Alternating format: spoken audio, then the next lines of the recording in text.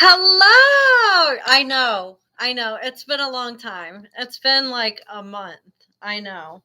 I was going live literally every single night, and then life got a little bit busy, and I had to kind of take a step back. So I am so sorry about that. I have missed you all so much. It's been crazy. Luckily, after like business was really slow because remember I told you guys that there was like a lot happening with me getting bullied and getting harassed and getting stalked and all that kind of crazy stuff. Well, I had to remove my Google business listing, and it really impacted business. I mean, I was losing $4,000 a month in revenue for like 3 months in a row. And so last month was the first month since February that things picked back up. So it was a little hectic for me, like getting back into the routine of everything and getting used to working more basically was the biggest thing. Because I mean, I was going from like not doing anything at all to all of a sudden having, way more than I could handle, which is fine. I am able to handle it all. It was just a lot. I'm a third assistant manager, and I'm genuinely so I am happy to be back now that things have kind of slowed down a little bit. Oh, that's crazy. So the last live I did was the reading of the Gypsy Rose Murder for Hire book, which I thought that book was very informative.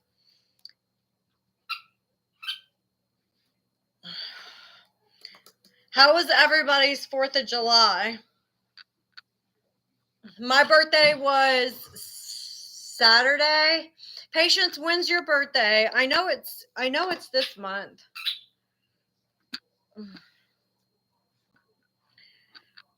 Hold on. I'm trying to move things around so that I can still throw the ball to my dog, but also be chit-chatting with y'all. Thank you. Oh, yours is before me. Okay. Thank you, Mallory. So, you went to Orlando? Me and my daughter are actually going to New York City for my birthday. I'm really excited about that. I've never been to New York City, so I am very anxious about going to New York City. I know it's a busy city, and like Charlotte can be. Thank you, Shisho. Charlotte can be like busy, but it's definitely not anything like New York City. We're going to be staying in Times Square so that we can be like close to everything. So I'm really excited about being able to go and do that. So I didn't really do a ton for my birthday. With it being 4th of July weekend, it's with the dog and the fireworks. Like, he just doesn't really care about the fireworks. So if I was to like leave him home by himself, he would not have a good time. Thank you, Melissa, for the likes. He would not have a good time. He was up until like well after midnight because of all the fireworks. I mean, they sound like GUN shots, and that can be a little nerve wracking for a dog, not knowing if it is GUN shots or what it is, but they were really close. So dogs know when things are close, and he could definitely sense that things were really close by. So have you guys seen the Into the Weeds podcast about Gypsy Rose's emails yet? I was watching the first live that they did. I think it was 2 days ago. Thank you. You saw some of it? Okay, so they're supposed to be going live again today at 8. I don't know if you guys want to watch it with me or if you just want me to like recap and we can talk about the last live. But there was quite a bit of interesting information in this last live that they did where they thank you Laura for the follow. Hey Dragonfly, hey Renee. Oh my gosh, it's so good to see everybody. I'm so happy to see everybody. They're like whoever she was talking to, and they were like calling her goddess Gypsy. Like that shit is weird. That shit is weird. Hey Laura, I don't know if y'all heard that, but apparently Gypsy was in some sort of financial domination relationship with this old lady, with this old grandmother from New Jersey. And the grandmother was sending Gypsy $50 a week. And it's like, why is this old lady sending Gypsy Rose $50 a week, and calling her goddess Gypsy? You just finished it?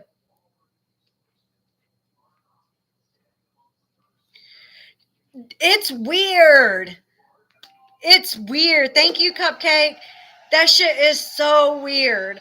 Like, don't get me wrong. If I had the opportunity to have like a pay pig and be in a role where I was like financially dominating some idiot man, fuck yeah, I would take that opportunity, right? Because it's easy money. However, when you're in prison, that's just kind of like not a good look. Um, Not a good look at all, especially with her trying to portray this idea that she's been reformed and she's not a scammer, this, that, and the other. She was definitely scamming people in prison. She was definitely scamming people. And what made it worse was that Ryan knew about this. Ryan knew about Gypsy and all her little financial domination shit. And like, I'm sorry, but if I'm married, you can be damn sure that my husband, my wife, if I'm married to a woman, you can be damn sure if I'm married to somebody, anybody, they're not going to be having financial domination relationships with anyone else. Like that is just weird. And that was one of the reasons why Ryan said something whenever she got out of prison, she had a check. That was all the money that she had scammed from everyone while she was in prison. That check that she was released with. Remember on the very first episode of hey lady, it's so good to see you. Remember that very first episode where she was talking about, Ryan had came and picked her up from prison. Well, she got out and she had a check in her hand. That was all the money that she had scammed from everyone while she was in prison, doing that financial domination. That's what I'm saying. How do you trust someone that is doing that? And yeah, now everyone needs to be calling Rod pimp juice. Or calling him the cookie lady. Everybody got a kick out of that when I called her the cookie lady, but that's what they were calling her. They were calling her the cookie lady.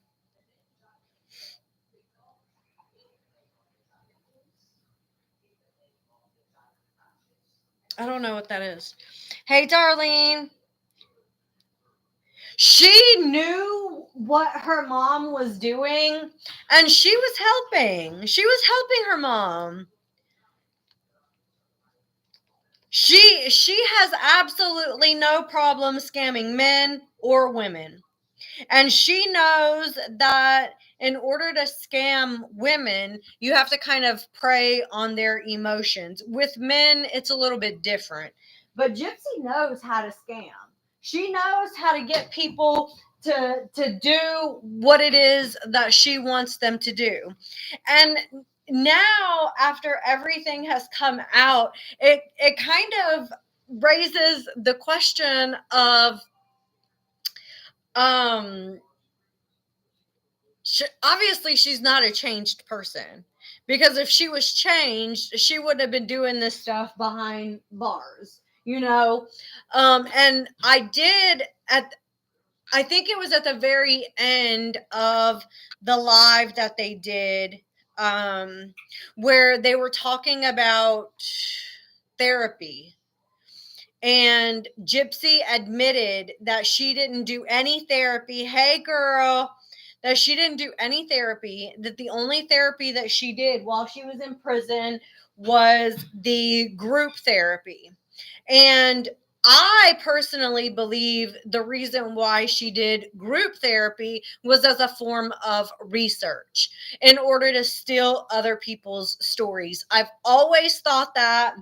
I always thought and knew that Gypsy was basically taking other people's stories while she was in prison. And she was getting them through those group therapy sessions, because I've been to group therapy. I don't know if anyone else has, but I've been to group therapy, and in group therapy, they really do kind of push you to talk. Now, of course, you don't have to if you don't want to, but they really do push you to communicate about the things that you've been through. And the reason why they do that is because you are around other survivors, right? And supposedly sharing your story is very similar to Alcoholics Anonymous. Supposedly sharing your story will help someone else connect with you, and you are able to learn and grow from one another. Like, that's the point in group therapy. However, we all know that this supposed abuse that Gypsy endured was all bullshit. Like, we all know none of it was true. So she didn't really have anything to share. Hey, Coy, she didn't really have anything to share in a group therapy session. She doesn't have anything. So I believe she sat there and she listened in order to steal other people's stories. Yeah, hold on, let me turn that off. Ugh.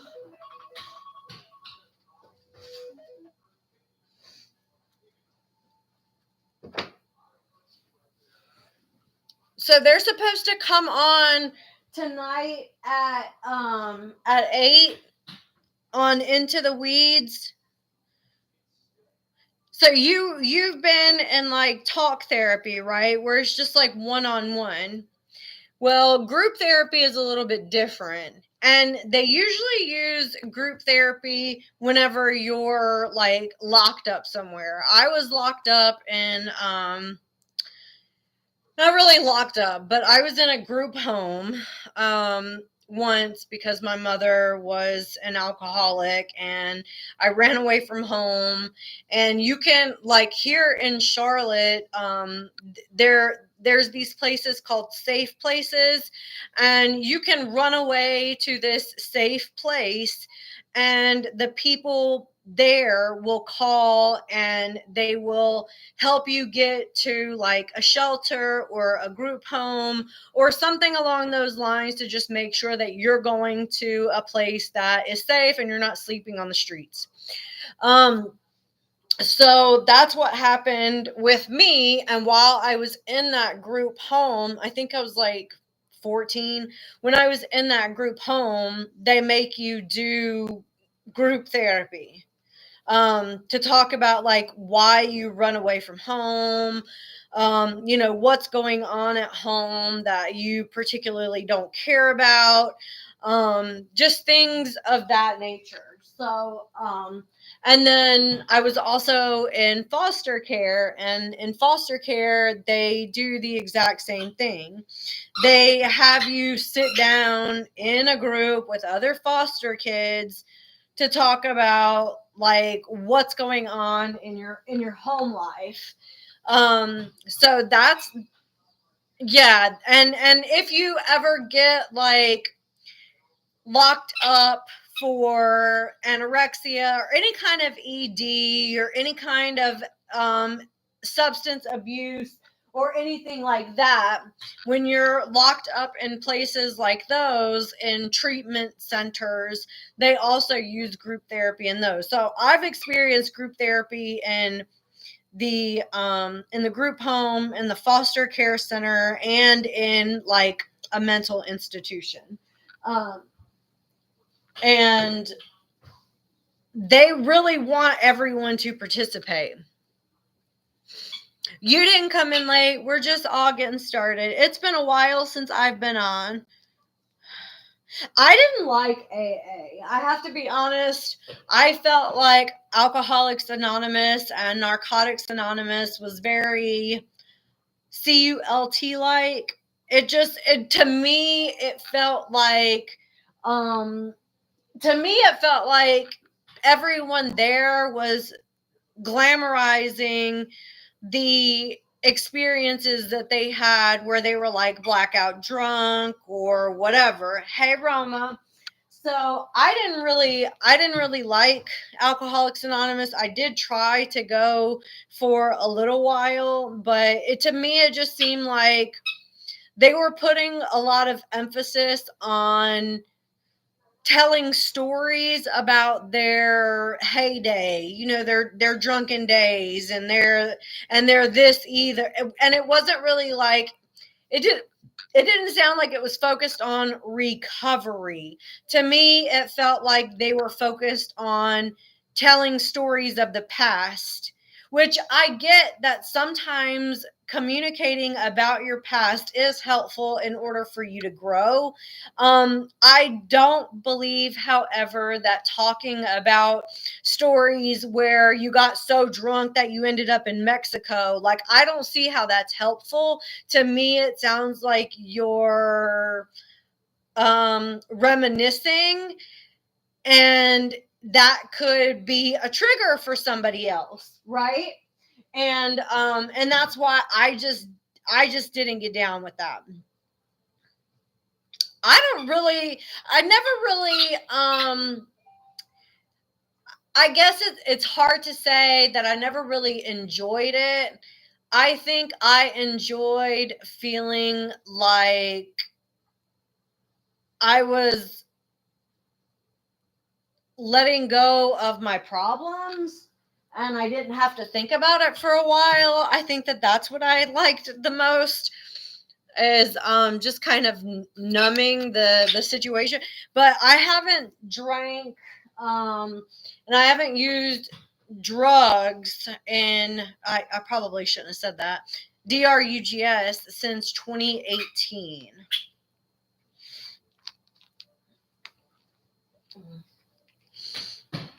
It's been a while. I know, thank you. It's been a while. Yeah, I didn't really like that, Bobby. I didn't like that part of the therapy.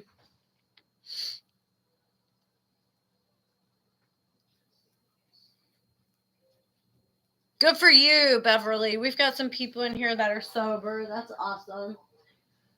I'm working my way to be like completely sober. I'm still on MAT medication, which I take Suboxone. I take 8 milligrams a day, which is down half from what I was taking, which was 16 milligrams a day. So I'm working my way completely off. But with this medication and how strong it is, you do have to taper. You can't just like stop cold turkey.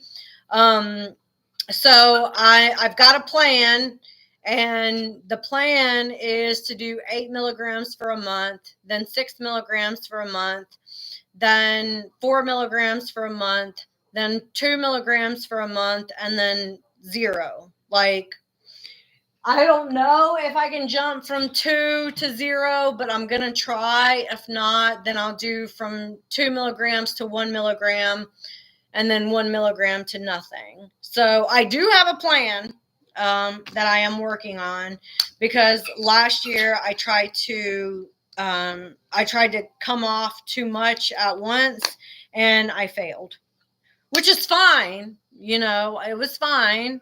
But it was just a lot. I didn't sleep for a few days, and like I need my sleep because I have a business to run. So I just need to be better prepared for it this time. My birthday was okay. I was really kind of sad and disappointed that my son did not buy me a gift at all.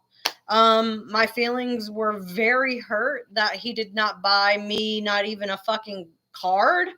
And I said that to him, and he was like, "Oh, I was going to stop and get you some flowers." Yeah, you were going to, but you didn't. And the fact that you didn't is extraordinarily disrespectful, in my opinion, after everything that he has done and put me through. And then for you not to even give me a card, I just feel totally disrespected. Yeah, he is. We had a conversation today, and I told him straight up, I was like, I don't know how long this is going to last, because your attitude towards me is shit. Like, I'm just keeping it fucking real. I don't know how long it's going to last with you being here, because your attitude is shit. Like, I'm sorry. He's not a good person. He's not a good person right now. And if that makes me a shitty fucking mom for saying that he's not being a good person, then call me what you want. But he's not being a good person. He's arrogant. He's combative. He's misogynistic. It's just it's not my vibe at all. It's not my vibe at all. And I hate to really like be like that, but I don't like his behavior. He's 20. I don't like his behavior. I think he's being an asshole. And I said that. And I said that.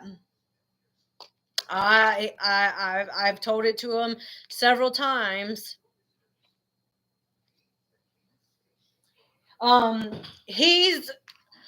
think he's struggling internally with the fact that I do not believe in the God of the Bible, and right now that is like a very big thing for him.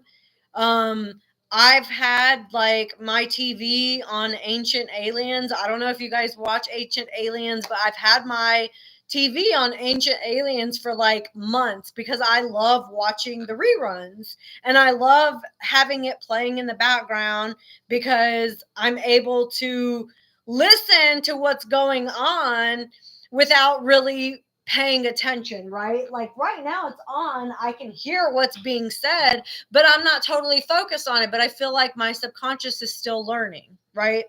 And he asked me about the show and got offended by it and was like, "Do you mind changing the channel?" And I was like, "No, this is my house and I'm going to watch what the fuck I want to watch." Like, bottom line, like, I don't care if this is not your bag. This is what I'm watching in my house. And if you don't like it, you can go eat in your room, or you can put on headphones and watch something on your phone. Like, I'm not going to stop doing what I want because of you and, you know, your disapproval. But he does. He disapproves of the fact that I don't believe in the God of the Bible. And that's a problem for him. And I also feel like he's holding on to some resentment. I don't know what for, but it feels like there is resentment. And it feels like there is anger towards me. And you can tell, because his entire mood changes whenever I come around. Like, I don't think he likes me very much. And like, that's all good, right? Like, that's okay. I don't think that he likes me very much.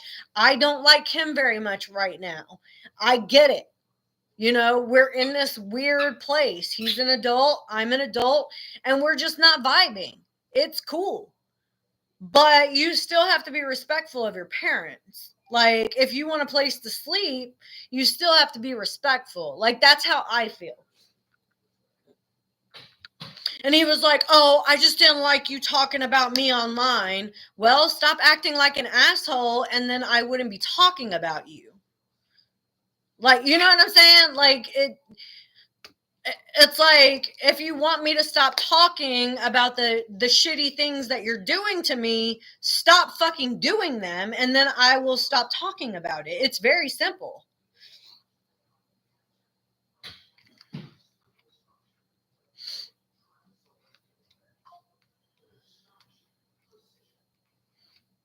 I think so too, Bobby. I do think that you have to be a certain way with adult children.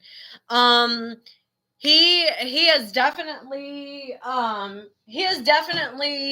like had his fair share of being around groups of guys that have promoted abuse towards women, violence towards women, misogynistic rhetoric, different things like that. So in the same way that I had been brainwashed and conditioned to accept ABUSE by the male partner, is the same way it's going to take him to recondition his mind that those things are not okay, right? He's separated himself from those people, but it's still there in your mind, and it takes a while in order for you to recondition the mind. And it's going to take a little bit of time. And I'm here to help him, but I'm also not going to allow him to be abusive towards me and think that that's okay. It's not okay.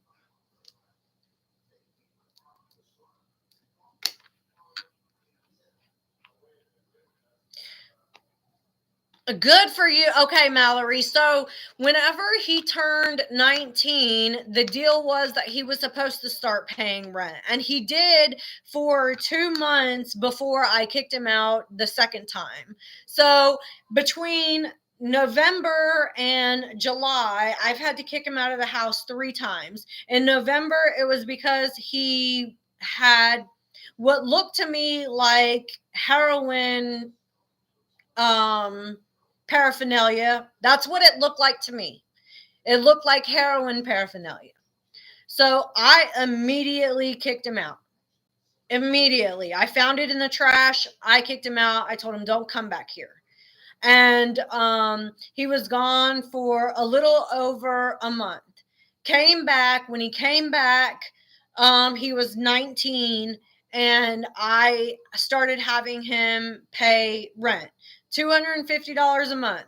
$200 for rent here, and then $50 for his own cell phone bill. And then in February, something happened. I think that was a situation where he had been drinking too much, and he brought alcohol into my home, like a big bottle of liquor, and I'm sober, you know? So that was a problem for me, and I had to ask him to leave again. And then the third time was because he was drunk and he got violent with me, and the cops had to get called. And it was him leave or him get arrested. And so him leaving was the alternative to him not going to jail that night. So he left, and I told him I did not want him to come back until he had been 60 days sober. So he's been gone.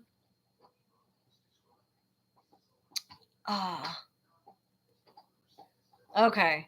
I might have to hang up and try again on TikTok because they blocked me because I was talking about substances. So hey, Mama T. So I told him to leave, and I told him I didn't want him coming back until he had been 60 days sober. And he manipulated me into believing that he had been. Well, last week I let him come back home, and it wasn't the first night. It was 4 nights after. He had been out all night, and I woke up and I had a weird feeling. I had a weird feeling like something was going on. My intuition was saying that something was up. And I found alcohol in his car, and he came back into my house under the influence. And I was like, I don't know how many times I had to explain that I do not want him in my home under the influence of drugs and alcohol, period. You're not allowed to come into my house because of what happened the last time. He was drunk and he got abusive with me. I mean, I had to protect myself with a bat, for crying out loud. And I didn't want him in my home. And he was like, oh, no, you didn't say that. You told me that I couldn't bring alcohol into the house, blah, blah, blah, blah, blah. Well, what if I want to drink this, that, and the other? And I was like, I did tell you. I've told you since November, when all this shit first started, that I did not want him coming into my home underneath the influence. And I kept letting it go, letting it go, letting it go. And it kept getting worse and worse and worse and worse and worse. And his attitude towards me has also gotten worse. I'm talking about my kid right now. And like I said, his attitude has gotten worse towards me since then. And it's almost like he's mad at me, because every time I bring up something to him, he's like, well, what about Isabella? And I'm like, I don't think you understand that this is not just about the drinking and all of that. It's about how he treats me while he's under the influence. I've been in abusive relationships before where people get out of line because they're under the influence. I know what that's like. It's very fucking traumatic. I've been through that trauma already. Like, I'm not going to go through it again.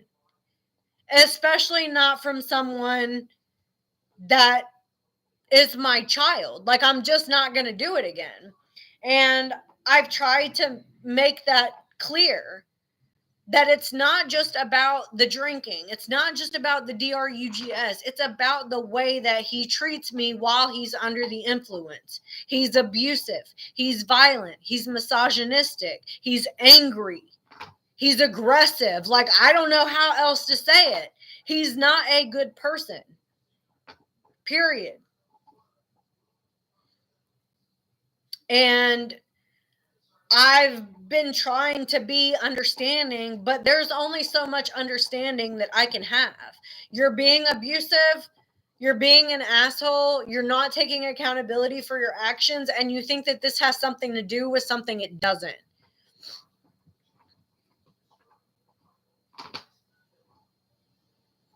Thank you. I'm really trying.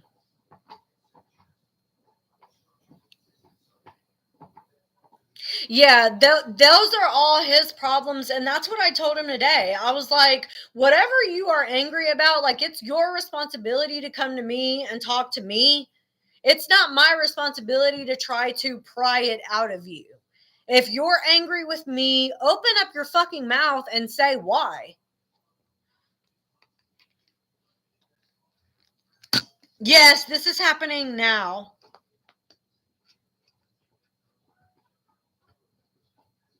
I'm so sorry, Donna. I don't know where he learned this shit from, because his father was not an alcoholic. He didn't drink. He didn't use drugs.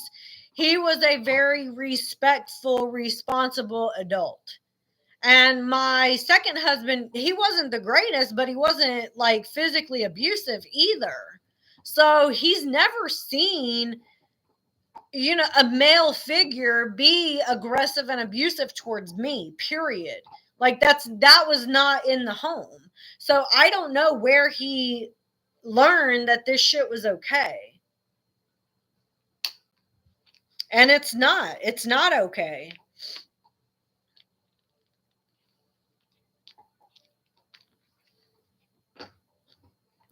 I'm being honest with myself, and I'm saying, like, I know that I do not like this version of who he is.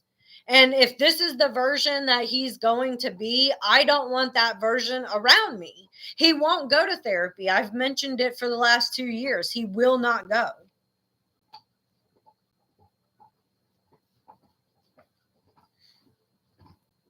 I even hired a therapist and was like, would you want to go to family therapy? Like all of us together. And he didn't want to do that either.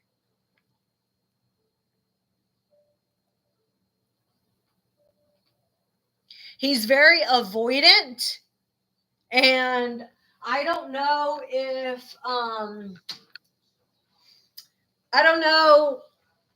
I don't know why, but he's very avoidant.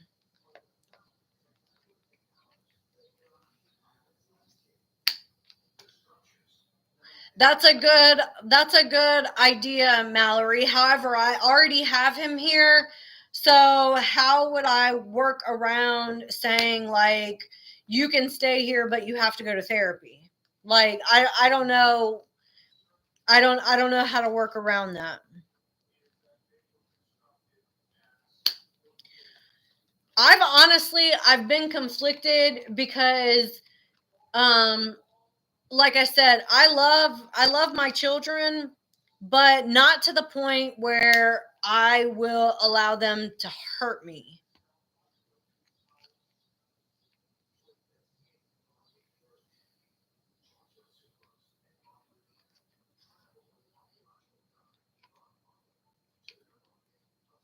Amy, I'm glad to hear that. I've been on Suboxone since 2014. So it's been 11 years. I have one son and one daughter. He does have friends, but his friends are not good influences. They're pieces of shit too.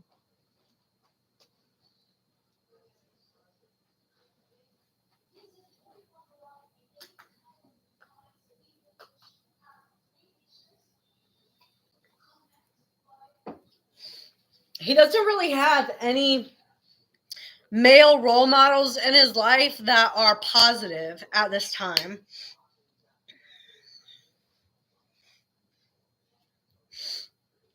And that's not my fault, that's his fault. He like purposely seeks out the shittiest people to put himself around.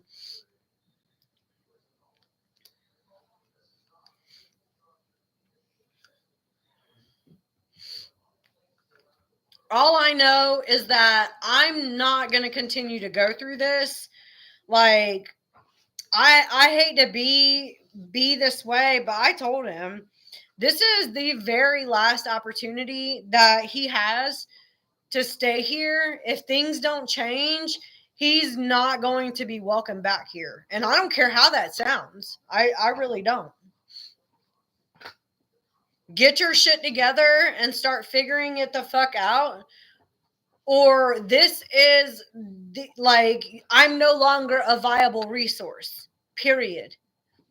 You can't call me when you need help. You can't come and live here. Like, I am no longer a viable resource if you cannot get your shit together. That's the end of the line. This is it. Because we've already gone through this. This makes 4 times now since November. November of last year.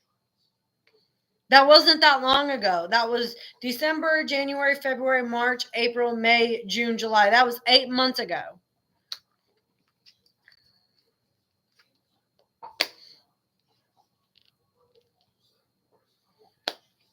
That's what I told him too, Bobby. Just because I'm his mom doesn't give him a pass to treat me like shit. I told him the exact same thing. I said, just because I'm your mom, that is not a lifetime pass for you to just do and say whatever the fuck you want. It's not.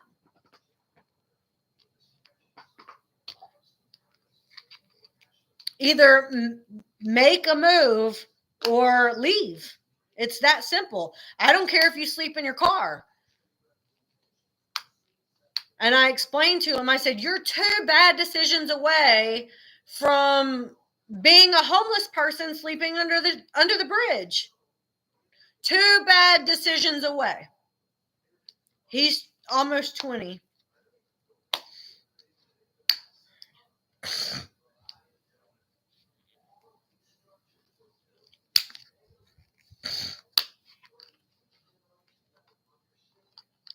He listens whenever I say things like that. He doesn't really listen to respond. He listens and doesn't really give a lot of pushback. Things will be fine for a couple of days, and then he'll just be reverting right back to his asshole ways again.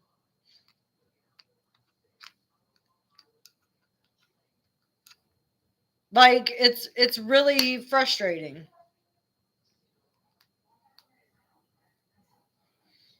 Oh, did you know that if you are ever picked up by the police, they do not need your permission to enter your phone if you have on Face ID?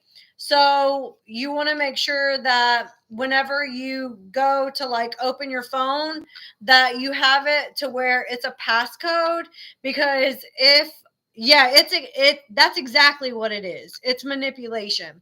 You want to have it to where it's on a passcode, because if it's on a passcode, they have to ask you for permission. But if it's on Face ID, all they have to do is put the phone up to your face to open it. They don't really have to ask for permission. So just FYI.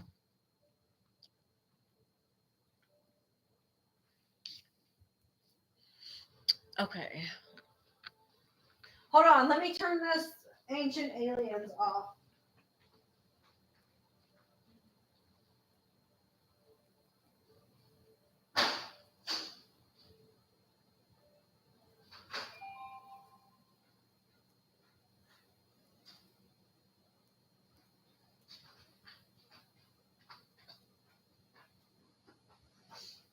I love Ancient Aliens. If you guys don't watch it, you should. It's so good. It's so informative. There's so much on it that you can learn. It's not necessarily all about actual aliens.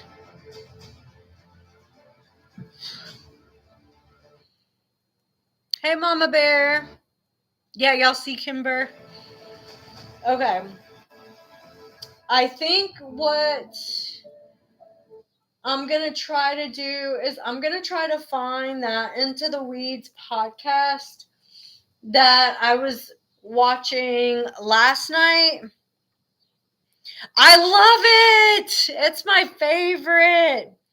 I would either okay, I'm going to hang up on TikTok and come back because I'm restricted. Because I was talking about drugs and substances. Thank you. He is a hot mess, this dog. Okay. Or do you want to watch the live that they're doing now? Let's see what's on it. Let's see what they're talking about. If not, we'll go back to the old one. Giant chicken finger quesadillas. Back with their famous chicken finger. Mother are very close in my life. My father still feels guilt to this day, but the past is not the majority of what we talk about. He and I have become close enough for me to share the deep stuff, and though he's a man of few words, he gives the advice I need to hear. My stepmother is the spearhead for my support team. She may have been a little more outspoken in interviews than I'd like, but her heart has always been focused on seeing me free as soon as possible. I've learned in the last 5 years I am much stronger than I ever thought possible, and these days I have no problem speaking up for myself and doing what I feel is best for myself. As for Blank, he did reach out to me when I finally arrived in prison. Oh, okay. As for Nick, he did reach out to me when he finally arrived in prison. He then wrote me a 7-page letter that contained nothing but more of the abnormal talk with a biblical twist. He asked me to get back together with him, and he told me that he knew about my then fiance and was offended and believed that I was committing adultery because to him, he and I were married, and went on to make a point to give me a month to choose between him and my then relationship. As you can imagine, I don't believe that Nicholas ever wrote an email like that to Gypsy. I don't think that that would have been allowed, right? Because the whole entire thing was while they were incarcerated was that they were not to have communication with one another. So if he was writing her or she was writing him, that would have gone against the court findings, and they would have gotten in trouble. Like, I could see that being okay whenever, like, they hadn't been sentenced yet, but there's absolutely no way that they were writing each other after sentencing. No way. JK85, this is Into the Weeds podcast. They're going over Gypsy's emails. Somebody was upset saying that it's not right that we're like that they're reading the emails, but prisoners don't have the luxury of privacy. And I mean, that's just the fact. She was a prisoner. So these emails are public property. They're a ward of the state. So the state is able to do whatever they want with them because prisoners do not get afforded the luxury of privacy. So whatever you feel about it, this doesn't go against any moral, ethical, or any violations because prisoners do not get afforded the luxury of privacy. So here we are. It would be different if they were reading emails that Gypsy was currently writing now that she's out of prison. But these are all emails while she was incarcerated. So it was not even a thought in my mind to rekindle things with Nick. I knew the day would come that he would contact me in some way, most likely a letter. I pondered on if I should or shouldn't write back.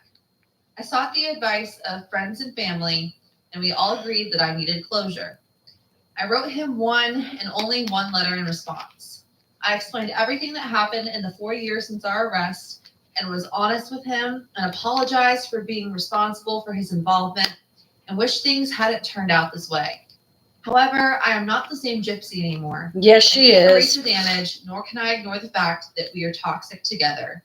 Besides, I was happy with my new relationship. So, any thoughts on that, millennial? Any thoughts on that, mom? Chat? Just more of her being her. Interesting that, yeah.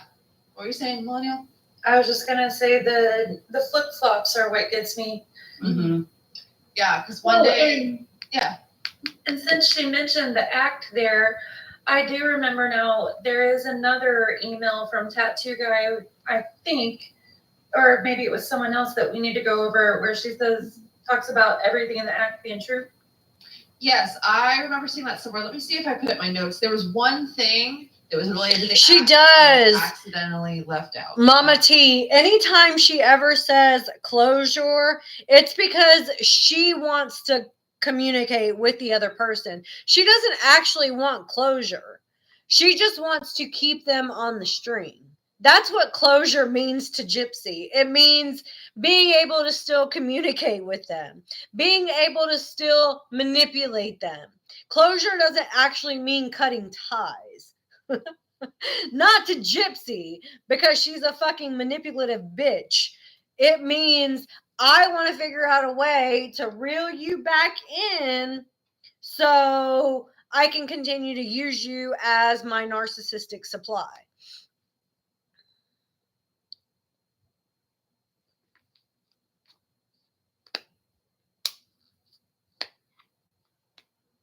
I don't know that. I thought that's what I was just saying. I thought that they were in like some kind of a no contact situation, but maybe now since she's not a ward of the state, she's able to do and say as she pleases. I just find it very manipulative that she would drop emails between Dawn and Nicholas and get mad when people are reading her emails, you know? Hey, Laura May. Hey, Sheena.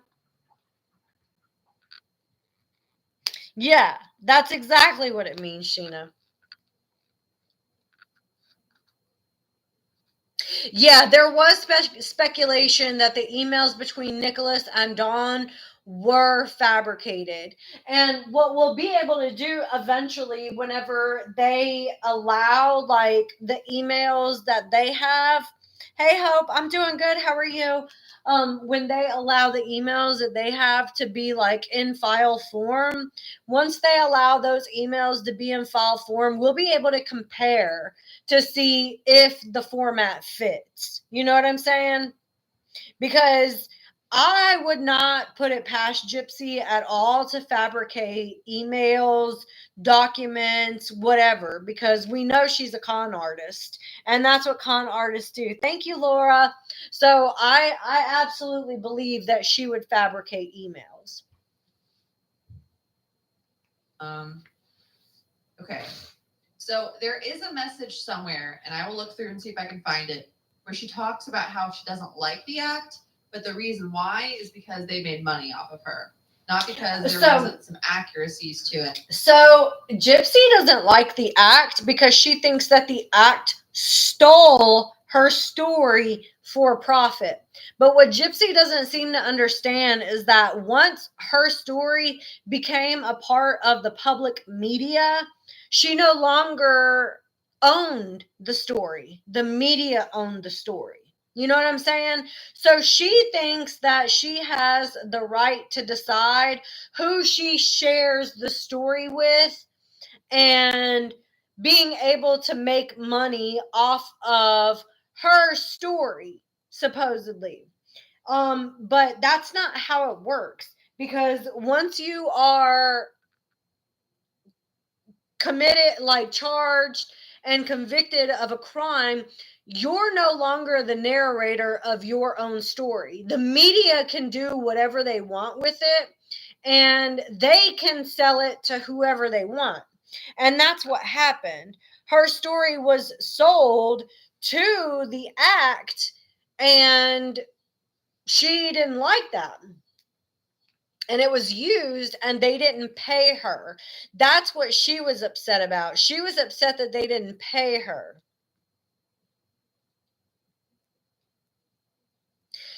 Gypsy is very obsessed with both Nicholas and Ryan still.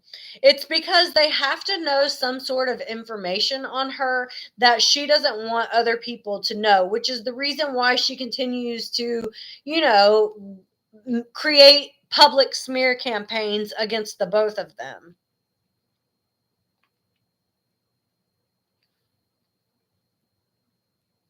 She thinks that she has the right to sell her story. Like, and she does, because there are no what Son of Sam laws in the state where she lives. Hey, Aliza. So she is able to profit off of it morally, ethically. Obviously, we know that that's wrong. Hopi, I did not watch his live the other day. I do have thoughts about Ryan's live. Maybe I'll talk about that tomorrow. Morally, ethically, all of that, we know that it's wrong, but Gypsy doesn't care. Gypsy, the only thing Gypsy cares about is making money. She doesn't give a shit about what it looks like morally. She doesn't give a shit about what her integrity. I mean, she has no integrity. She wants to make money off of the story. That's her only goal. At one point in some of the emails from yesterday, Gypsy was basically talking about how many likes and shares and followers she had on social medias, which totally contradicts the idea that she didn't know that she was going to leave prison and have such a platform. You know what I mean? Like, she knew, because she was talking about, oh, this post got 10,000 likes. This post got this many likes. Like, she knew. Hey, Jacqueline.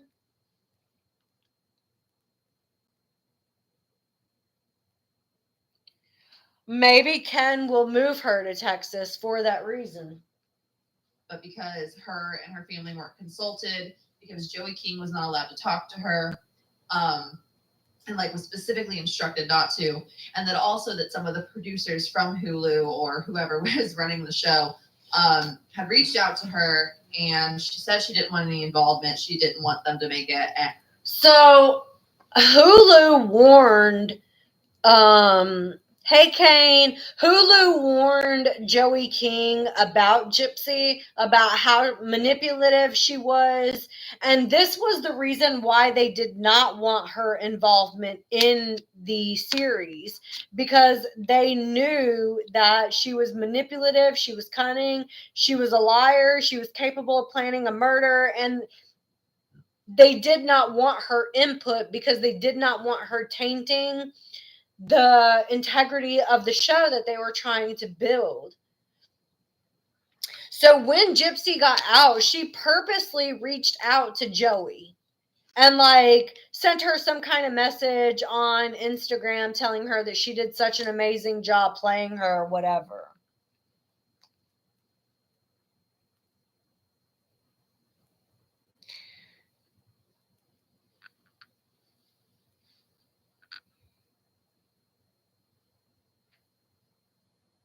Yeah.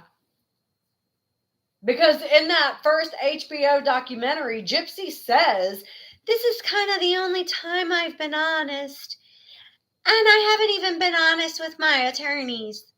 Like, I don't know. After she said that, how do you trust anything that comes out of her mouth? Like, for real.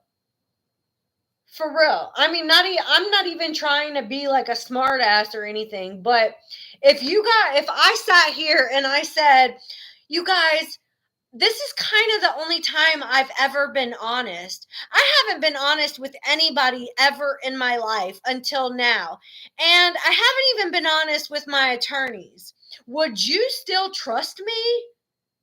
Like, it just does not make sense.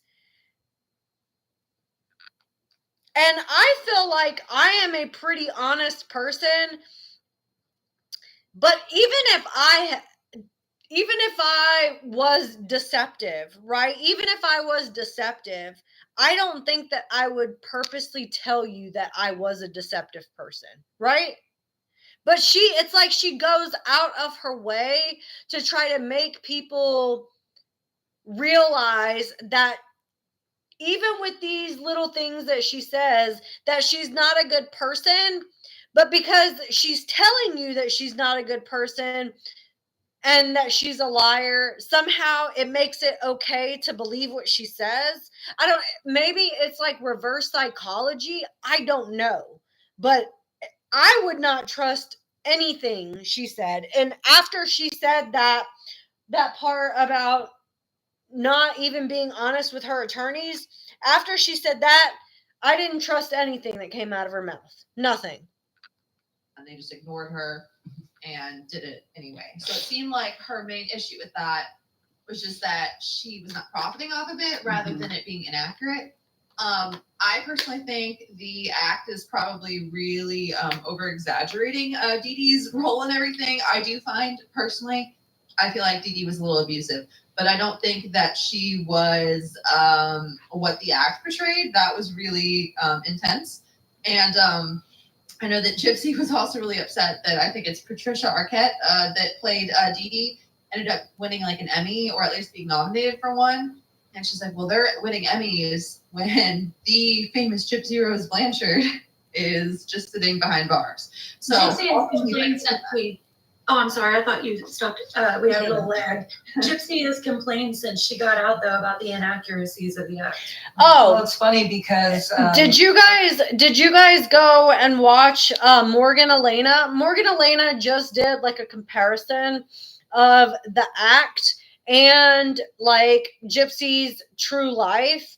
And there were some things, hey Charlie, there were some things that were in the act that Gypsy did not use until after she saw the act. Even though Gypsy claims that she hasn't seen it, there are things that are in the act that Gypsy uses and pretends like actually happened to her. Like she's using the storyline from the act as part of her own story, even though it's not. She's just taking pieces from the act to fabricate into her story to make it sound more real. She has watched it. She has absolutely watched it. She's a fucking liar. If she didn't watch it herself while she was in prison, I believe that Rachel probably watched it with her like we're doing right now. Gypsy in prison listening to the act show with Rachel on the phone. Like that's how I think it happened. Yeah, she can't even skip past a video that talks about her. You think she's gonna not watch an entire series that was made about her and her mom that was nominated for awards? Get the fuck out of here. Of course she's gonna watch it. further towards the beginning, she talks about the act and she talks about how pretty accurate it actually is. She doesn't. She doesn't know how to deal with on the spot questions. Gypsy only works really well when the questions are like pre-assigned, if that's the way you want to talk about it. Like she gets a list of questions and they're like, okay, well, these are the questions that could be asked. Or Mike Stanfield gives the interviewer a list of questions and says, you're only allowed to ask off of this list, kind of thing.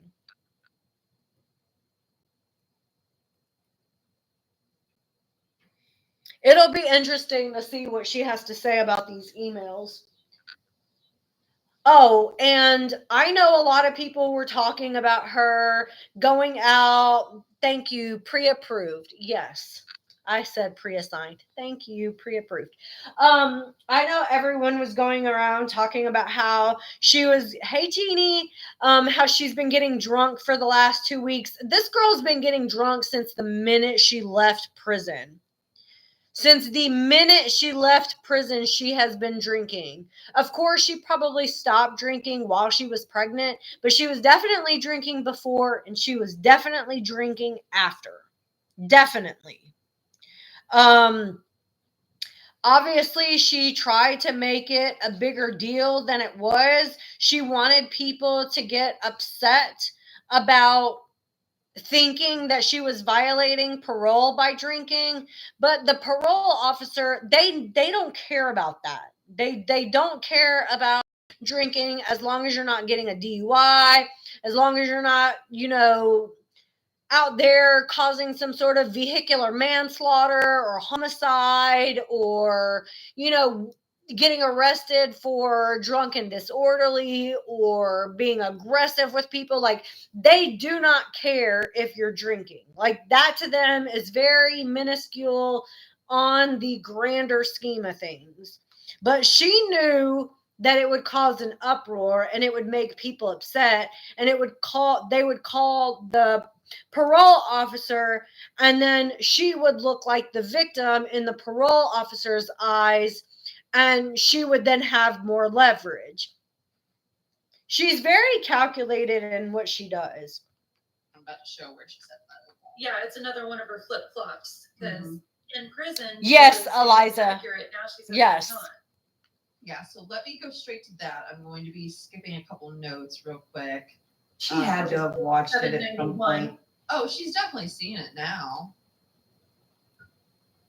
796. Well, she'd clearly seen it in there.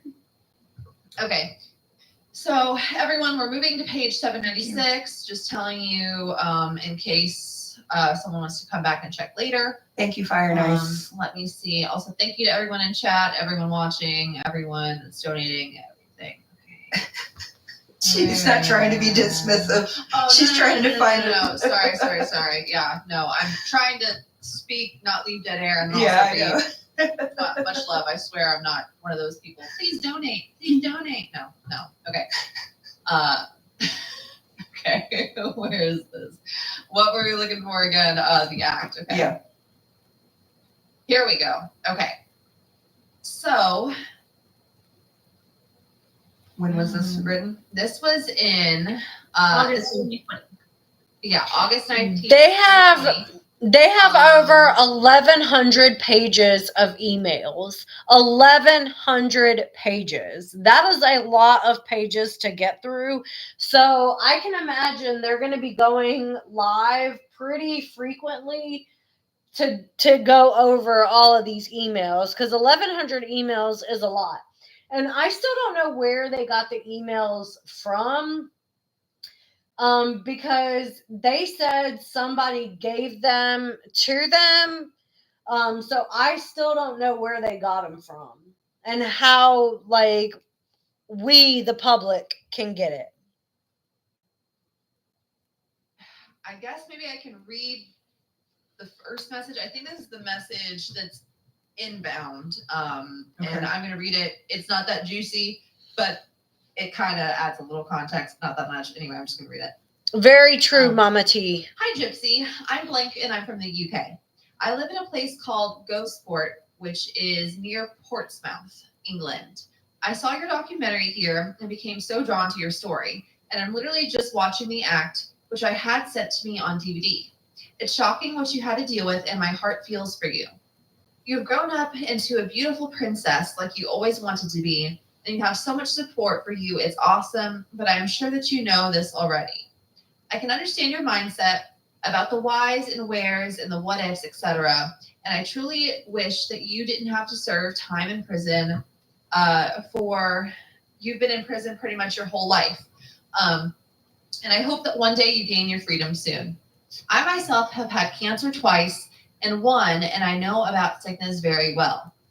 I am now 50 years old with 4 teenage boys, of whom I am very proud of. They lost their mom to a heart attack last year, and it's been and will be a continuing battle with their grief. Before this tragedy happened, I was a model for catalogs, but now I'm a full-time dad. It's the hardest job ever, I can tell you. Even though I'm 50, I don't look my age, which is a blessing, LOL. I don't know if you'll receive this email or reply to it, but I hope that you can see it works. And who knows, we can become friends. Okay, keep strong, Gypsy, as you have a lot of support for you. Thank Before I you get into from the next Australia. message, I noticed that a lot of the people that write her are people that have had cancer, a lot of people that served in Iraq and Afghanistan. I saw a couple of them. A lot. Really? A lot? Yeah. And just what I've read, and we read totally different sections. A lot of grandparents. Yep. A lot She of older. only replies to men. Older men, Yes. men who send pictures. Yeah, definitely. Did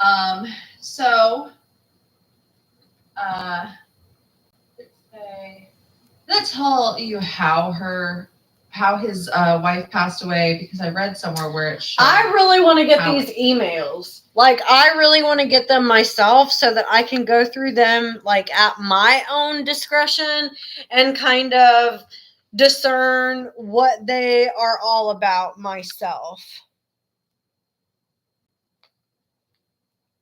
So here's the thing. Do I believe that Ken actually wants to be a parent to Aurora? Yeah, I do. it's different for a guy than it is for a woman, because with women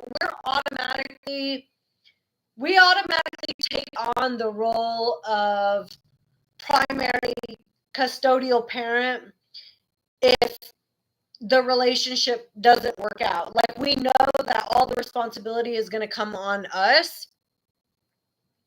That's what I would like too, Linda. I would like to be able to see the emails and read them myself. But this is what we've got so far, so this is just what we have to do. I don't know that Ken understands how much of a responsibility it is to have a child full time. You know what I'm saying? And if he did decide to take custody of Aurora, he would definitely move back to Texas so that he could have his mom's help, like, for sure. And I don't think that Gypsy would want to move to Texas because she doesn't know anybody there. She wouldn't have any support.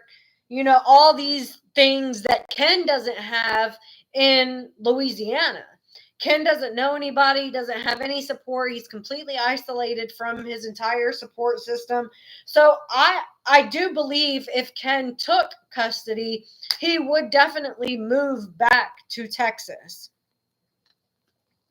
Right, and she wouldn't get paid if they moved there. Yep.